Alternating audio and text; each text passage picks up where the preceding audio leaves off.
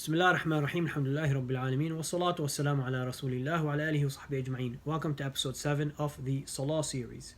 The Prophet ﷺ said, Sallu ayyuhan nas fi buyutikum. Pray, O people, in your homes. Pray at home.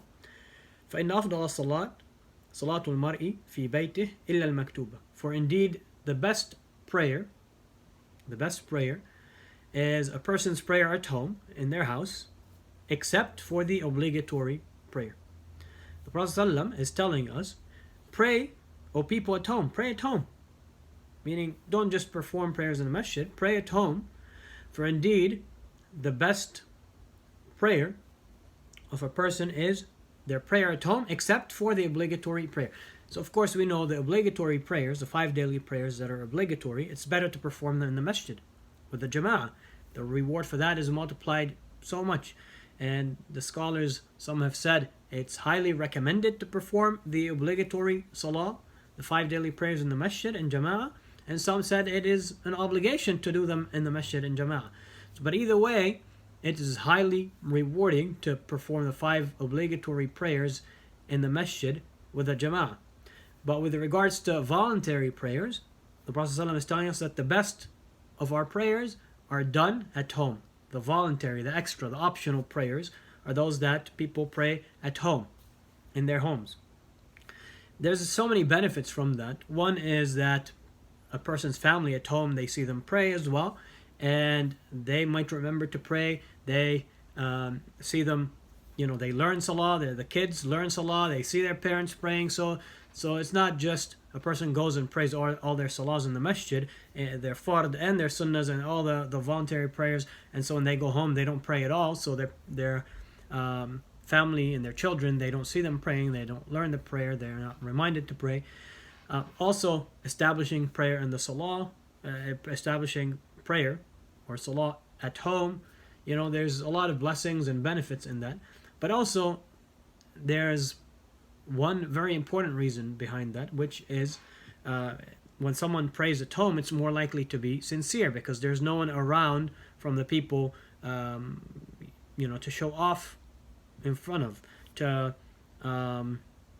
If someone's praying in the masjid, their voluntary prayer, and there's other people around, people might be looking at them, so it might be, doesn't necessarily mean people automatically gonna start showing off, but it might be a door for shaitan to enter upon that person and start whispering for them and just they might fall into riyah, might fall into showing off. But if it's done in private at home, the voluntary prayer, if it's done at home, then someone would be more likely to be sincere. It's easier for them. They have to, if they're praying a voluntary prayer in public, they have to strive harder to make sure that their intention is sincere.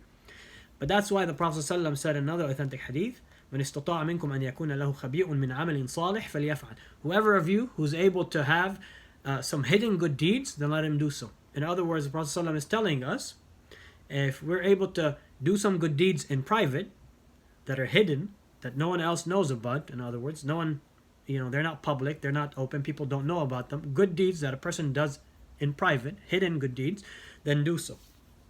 Why? Because those deeds are more likely to be sincere and done for the sake of Allah alone, and shaitan can't come then and whisper and try to ruin someone's intention when they're doing that good deed.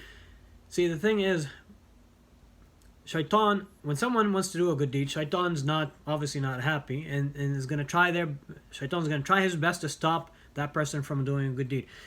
If that doesn't work and the person still does the good deed, then shaitan's not just going to give up and leave the person alone. Shaitan's going to try to ruin that person's intention, get them to show off, try to ruin their intention so that they're not sincere. Let's say someone strives against that and they make sure that their intention is sincere for the sake of Allah alone. You think shaitan's going to leave them? No. Shaitan's still going to come and they're going to try and use those sincere good deeds that they have done against them by trying to get them to become arrogant about it. And so shaitan isn't going to stop. He keeps trying to get to people to misguide them, to try and trick them. So we have to be very cautious and careful and not let shaitan enter or ruin our deeds or whisper to us from any of these doors of misguidance. Barakallahu fikum, jazakumullah khaira, wassalamu alaikum wa rahmatullahi wa barakatuh.